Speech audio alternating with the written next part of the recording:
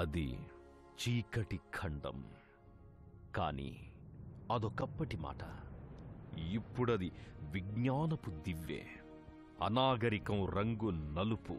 పెత్తందారీ ప్రపంచాధినేతల దృష్టిలో ఆ ఖండం ఓ చెత్తబుట్ట. విలాస జీవితాలకు మెరుగులద్దే సకల సామాగ్రుల వ్యర్థాలు పారబోసే పెంటకుప్ప. ఆ చెత్తబుట్ట ఖండం, ఆ పెంటకుప్ప దేశాల మురికివాడలో మెరిసిందొక నీలాల వజ్రం. కెన్యా దేశపు ఆ నల్ల కలువ బడుగు దేశాల అట్టడుగు బతుకులకు ఆసరా అయింది. శ్రమ ఊపిరుల నల్లని దేహాల మెదడు పొరల్లో చైతన్యాన్ని నింపింది. వ్యర్థాలను వ్యర్థంగా వదిలేస్తే వ్యర్థమే, అది మనుషుల పాలిట అనర్థమే అనే ఆలోచన రేపింది. పర్యావరణాన్ని సమాధి చేసే ప్లాస్టిక్ వ్యర్థాల ప్రమాదాన్ని పసిగట్టింది. ప్లాస్టిక్ వ్యర్థాలను పనికొచ్చే పరికరాల రూపకర్తగా మారింది. ఆఫ్రికా ఖండపు నిరుపేద జనుల నిరుద్యోగానికి ఉపాధి కల్పించింది. ఆ నలుపు రంగు అతిలోక సుందరి, కెన్యా క్యాన్వాస్ పై కాంతులీనుతోన్న ఉద్యమకారిణి లోర్నా రుటో.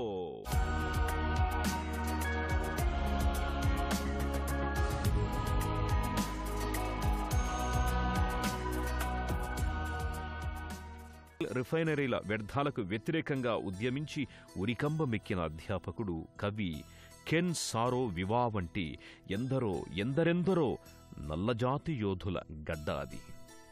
1984 దక్షిణాఫ్రికా అంతటా వర్ణ వివక్ష వ్యతిరేక ఆందోళనలు పెల్లుబుకుతున్న కాలమది. నల్లజాతి యువకిషోరం స్టీవ్ బికో, ఆర్చ్ బిషప్ డెస్మాండ్ టుటు వర్ణ వివక్షకు వ్యతిరేకంగా పోరాడుతోన్న సంక్లిష్ట సమయమది. ఎన్నో ఉద్యమాలు ఊపిరి పోసుకుంటున్న వేళ కెప్టెంబా స్లంలో ఓ మధ్యతరగతి తల్లి ఆడబిడ్డకు జన్మనిచ్చింది. ఆ ఆడబిడ్డ పెరిగి పెద్దయి కెన్యా దేశపు నిరుద్యోగానికి జవాబు చెప్పగల దీటురాలయ్యింది. వ్యర్థాలతో కెన్యా అంతా ఓ చెత్తబుట్టగా కునారిల్లుతోన్న స్థితినెదుర్కొనే ధీరవనితయింది. ఆ బిడ్డే Lorna రుటో. Yes, I grew up in Nakuru in 1980లో నకురు నగరం సమీపంలోని చక్కటి ఆకుపచ్చ వాతావరణంతో ఉన్న కెప్టెంవా అనే కుగ్రామంలో పుట్టి పెరిగాను.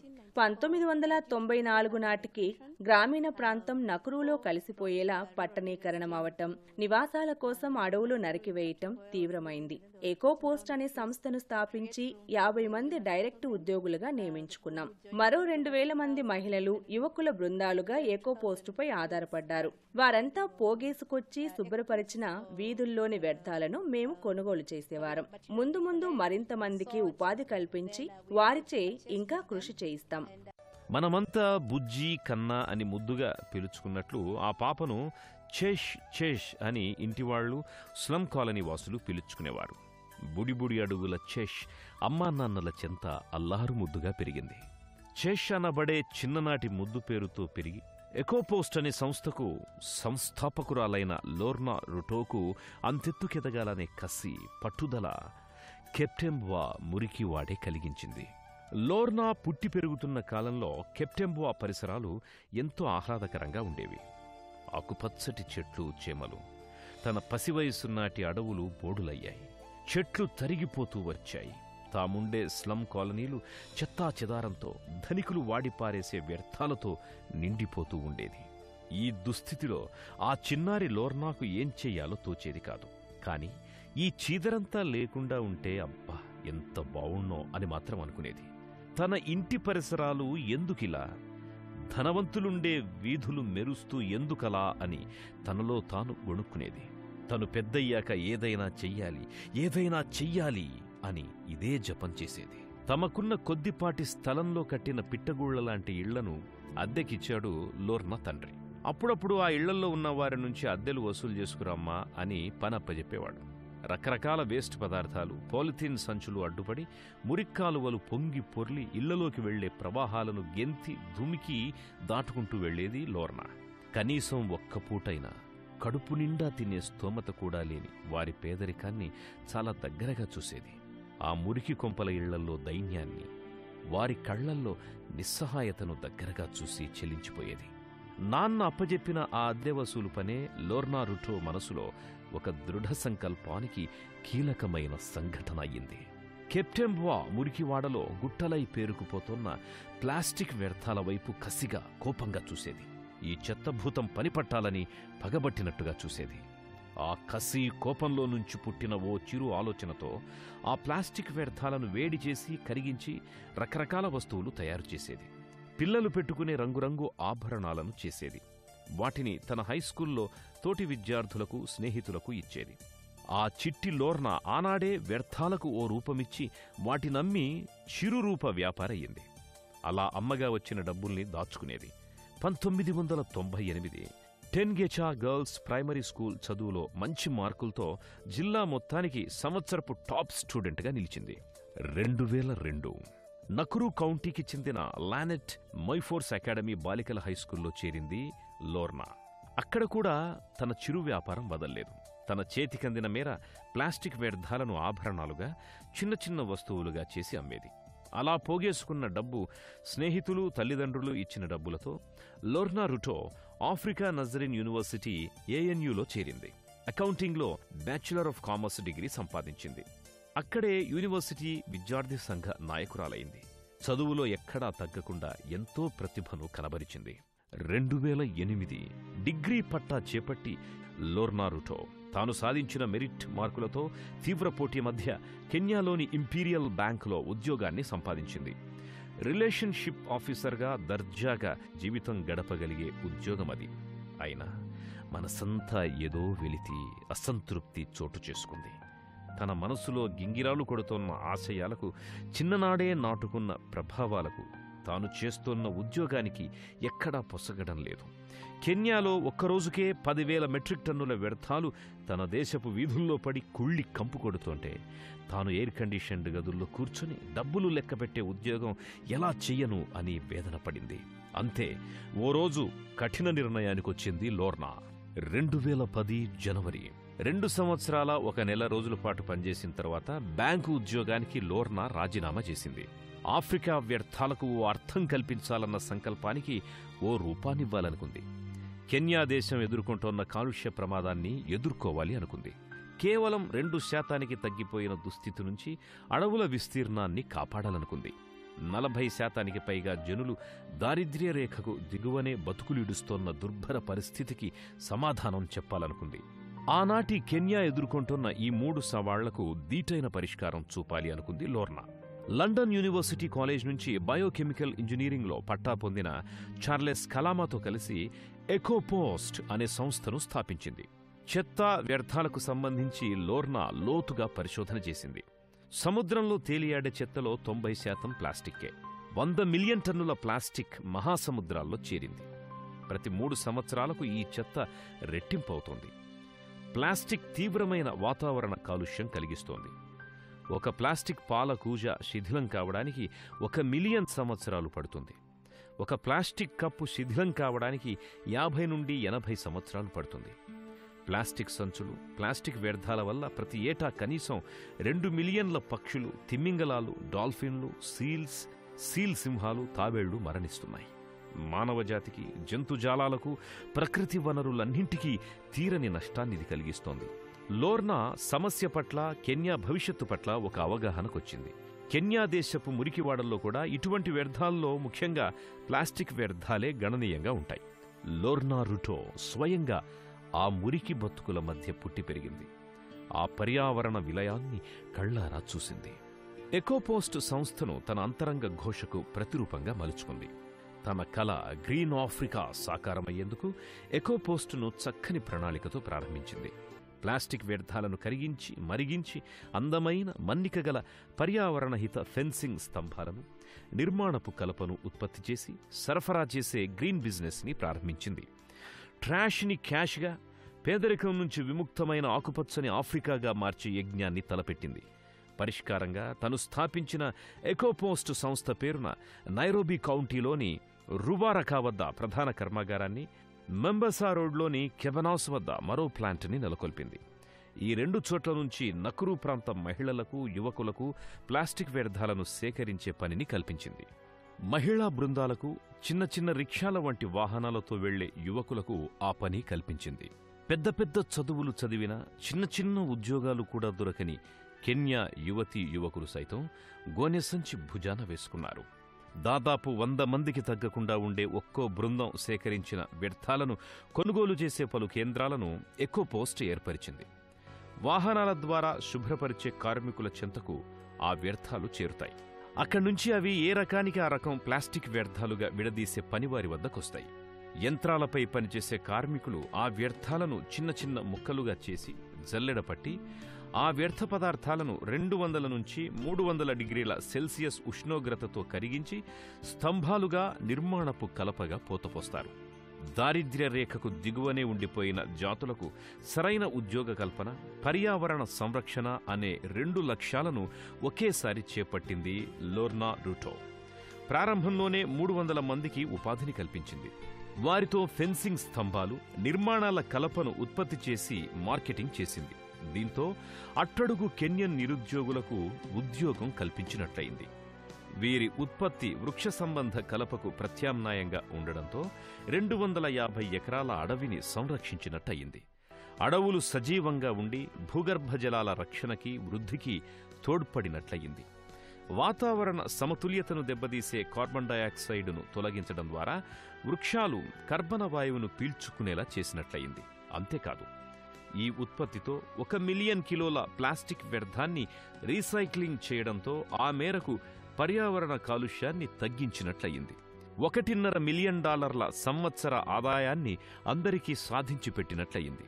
ఈ ఆరంభ కృషికే దేశ విదేశాల్లో లోర్నా రుటోకి ఎంతో గుర్తింపొచ్చింది. ఎన్నో దేశాల్లో స్వచ్ఛంద సంస్థలు ఆమెను ఆహ్వానించాయి.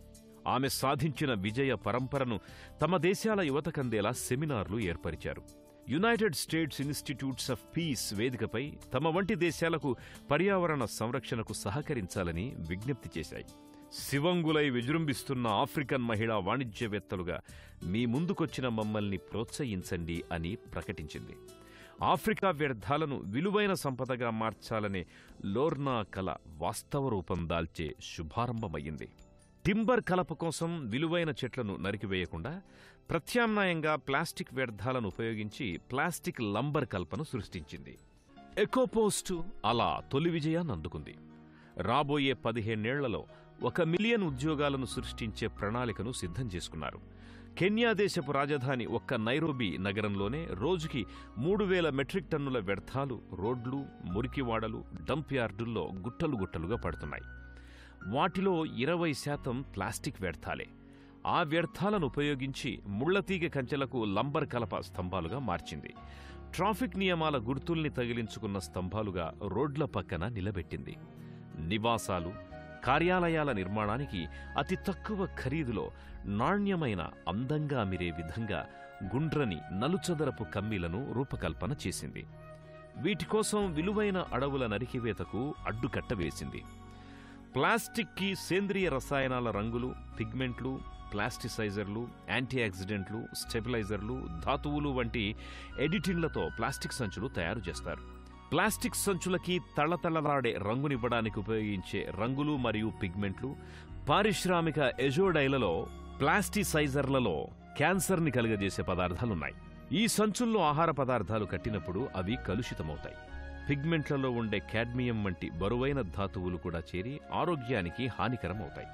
ప్లాస్టిసైజర్లు అనేవి తక్కువ బాష్పశీల స్వభావం గల సేంద్రియ ఎస్టర్లు. అవి ఆహార పదార్థాల్లోకి స్రవించడం ద్వారా మన శరీరంలోకి పోగలుగుతాయి. కాడ్మియం చిన్న మోతాదులో శోషించినప్పుడు వాంతులు, గుండె పెద్దది కావడానికి కారణమవుతాయి. ఎక్కువ కాలం సీసానికి గురైతే మెదడు టిష్యూలు క్షీణించిపోతాయి. ఇప్పటికే కెన్యా దేశమే కాదు, మొత్తం ఆఫ్రికా ఖండంలోని దేశాలన్నీ ఎంతో పేదరికంతో పాటు క్యాన్సర్ వంటి భయంకర జబ్బులు, ఎబోలా వంటి అంతుబట్టని జబ్బులతో సరైన వైద్యమందక శూన్యంలోకి దైన్యంగా చూస్తున్నాయి. వ్యర్థాలే కాదు, ప్లాస్టిక్ వస్తువుల ఉపయోగంలో ఎంతటి ప్రమాదముందో గ్రహించిన లోర్నా ప్లాస్టిక్ రహిత ఆఫ్రికాను కలగంది. వ్యర్థాలు లేని పచ్చదనాల కెన్యాను కోరుకుంది. ప్రతి నెల 2 మిలియన్ల టింబర్ కలప స్తంభాలు నైరోబీ చుట్టుపక్కల అమ్ముడవుతున్నాయి. వాటి కోసం చెట్లను నరికివేస్తున్నారు. కేవలం 2% మిగిలిన అడవులకి మరింత ప్రమాదం ఏర్పడుతోంది. అందుకే ప్లాస్టిక్ వ్యర్థాలను పర్యావరణంలోంచి తగ్గించాలి. కలప కోసం అడవుల్ని నరక్కుండా చూడాలి. దారిద్ర్య రేఖ దిగువకు జారిపోతోన్న కెన్యా నిరుద్యోగానికి పరిష్కారం చూపాలి. వ్యర్థాలను విలువైన వస్తువులుగా చెయ్యాలని తలపెట్టింది లోర్నా. ఆ కర్తవ్యంతో స్థాపించిన ఎకోపోస్ట్ మొదటి 8 నెలల్లోనే 5,000కు పైగా లంబర్ పోస్టుల్ని 300 టన్నుల ప్లాస్టిక్ వ్యర్థాలతో తయారు చేసింది. ఇందుకు 700 మందికి ఉద్యోగాలు కల్పించింది. దాదాపు 500 చెట్లు నరికివేతకు గురికాకుండా కాపాడింది. కానీ అందుకోసం ఒక మహిళగా లోర్నా రుటో శ్రమ, పట్టుదలలతో పాటు ఎంతో తెగించాల్సి వచ్చింది. మరెంతో సాహసం చేయాల్సొచ్చింది. వ్యవస్థాగతమైన స్త్రీ పురుష వివక్ష వల్ల పరిశ్రమకు కావలసిన వనరులు సమకూర్చుకోవడం చాలా కష్టమైన పని. మార్కెట్లో పురుష ప్రపంచంతో పోటీని ఎదుర్కోవాల్సి వచ్చింది. ఫైనాన్షియర్ల నుంచి, బ్యాంకుల నుంచి పెట్టుబడి సంపాదించడం అసాధ్యమైంది. తన కుటుంబం నుంచి, స్నేహితుల నుంచి కేవలం 4 లక్షల కెన్యన్ షిల్లింగులు అంటే భారతీయ కరెన్సీ ప్రకారం 2,57,884 రూపాయల పెట్టుబడితో బరిలోకి దిగింది లోర్నా. రువారక వద్ద ప్రధాన కార్యస్థానాన్ని ఏర్పాటు చేసుకున్న లోర్నా తన వద్ద ఉన్న కొద్ది పెట్టుబడితో కేవలం 40 మంది ఉద్యోగులతో మరో 500 మంది ఇండైరెక్ట్ ఉద్యోగుల్ని నియమించుకొని ప్రారంభించింది. సాంకేతిక పరిజ్ఞానం పరంగా, సాంకేతిక పరికరాల పరంగా ఎన్నో ఇబ్బందులు ఎదుర్కొన్నారు. మొదట్లో చైనా నుంచి దిగుమతి చేసుకున్న యంత్రాలు, వాటికయ్యే ఇంధనం, విద్యుత్తుల ఖరీదు మోయలేనంత అయ్యింది. అయినా ఏమాత్రం వెరవకుండా లోర్నా రుటో అడుగు ముందుకే వేసింది. విజయ పరంపర సాధించింది. తాము చేస్తోన్న కృషినంతటినీ ప్రపంచానికి తెలియజేసే విధంగా లోర్నా రుటో పలు సభలు, సమావేశాలు నిర్వహించింది. తమ కెన్యాకు, ఆఫ్రికా దేశాలకు అండగా నిలబడమని ప్రపంచం నలుదిశలా చాటి చెప్పింది. ఇంటర్నేషనల్ లేబర్ ఆర్గనైజేషన్ వంటి అత్యున్నత హోదాగల సంస్థలతో కలిసి పనిచేసింది. అనేక అవార్డులు, గుర్తింపులు పొందింది. వ్యర్థాలకు కొత్త అర్థాన్నిచ్చి తన కెన్యా దేశానికే కాకుండా ఆఫ్రికా ఖండం అంతటికీ స్ఫూర్తిదాయకంగా నిలిచిన లోర్నా రుట్టో ప్రపంచం నలుదిశల నుండి అనేక అవార్డులు, గుర్తింపులు అందుకున్నారు. అందులో ముఖ్యంగా 2009వ సంవత్సరంలో ఎనబ్లిస్ బిజినెస్ లాంచ్ ప్యాడ్ గెలుపొందింది. 2010లో ఈ సంవత్సరం చిన్న వయసులోనే లోర్నా ఏకంగా 5 ప్రతిష్టాత్మక అవార్డులు అందుకుని ప్రపంచ దృష్టిని ఆకర్షించింది. అందులో 1,00,000 ఎకరాలలో అడవిని నరికివేతను నివారించగలిగినందుకు వరల్డ్ వైడ్ ఫండ్ వారు పర్యావరణ పరిరక్షణకు అందజేసే బిడ్ నెట్వర్క్ నేచర్ ఛాలెంజ్ అవార్డును స్వీకరించారు. అలాగే అమెరికాలోని విలియం జేమ్స్ ఫౌండేషన్ గౌరవ పురస్కారం అందజేశారు. 2011లో ది కార్టియర్ ఉమెన్స్ ఇనిషియేటివ్ సంస్థ అవార్డు ఆఫ్రికా లారెట్ కైవసం చేసుకున్నారు. ఇదే సంవత్సరం లోర్నా అక్యుమెన్ ఫండ్ అందుకున్నారు. 2012లో ప్రఖ్యాత పత్రిక గార్డియన్ లోర్నాను ఆఫ్రికా ఖండంలో విజయం సాధించిన 25 మంది మహిళా పారిశ్రామికవేత్తల్లో ఒకరిగా ప్రకటించింది. 2012లోనే ప్రఖ్యాత ఫోర్బ్స్ పత్రిక ఆఫ్రికాలో అత్యంత శక్తివంతమైన 20 మంది యువ మహిళల్లో ఒకరిగా గుర్తించింది. 2014లో transform Kenya అవార్డుల్లో Lorna green award అందుకున్నారు. 2017లో కెన్యాలో ప్లాస్టిక్ వినియోగాన్ని విప్లవాత్మక మార్పులతో గణనీయంగా తగ్గించినందుకు శ్రీ సత్యసాయి హ్యూమన్ ఎక్సలెన్సీ అవార్డును స్వీకరించారు. 2018లో ఆఫ్రికా ఖండంలో the African women innovation and entrepreneurship forum నిర్వహించిన కార్యక్రమంలో లోర్నా రుట్టో సోషల్ ఎంటర్‌ప్రెన్యూర్ అవార్డును సొంతం చేసుకున్నారు. 1 మిలియన్ కిలోగ్రాముల ప్లాస్టిక్ వ్యర్థాన్ని పర్యావరణం నుంచి తొలగించగలిగింది నకురు నగర కెప్టెంవా మురికివాడవాసి లోర్నా రుటో. ఇది ఆరంభం మాత్రమేనంటూ రాబోయే 15 సంవత్సరాలలో లక్షల మందికి ఉద్యోగావకాశాలను కల్పించనుందని ప్రకటించింది. ఇంకా ఉత్పత్తి చేసి మరింత వ్యర్థాల్ని పర్యావరణంలోంచి పారదోలతామని ఎకోపోస్ట్ ప్రతినపూనింది. 10.8 మిలియన్ల కెన్యన్ షిల్లింగుల సంవత్సరాదాయాన్ని సాధించి కాంగో డ్రమ్ నగరాలను విజయ దుందుభిలా మ్రోగించింది. అడవుల సంరక్షణ, వాతావరణ కాలుష్య నివారణను సాధించే ప్రణాళిక ఒక చేత, జయకేతనం మరో చేత చేబూనిన మహిళ ఎకో పారిశ్రామికవేత్త, కెన్యా ధీర వనిత లోర్నా రుటో ఎందరికో మార్గదర్శి.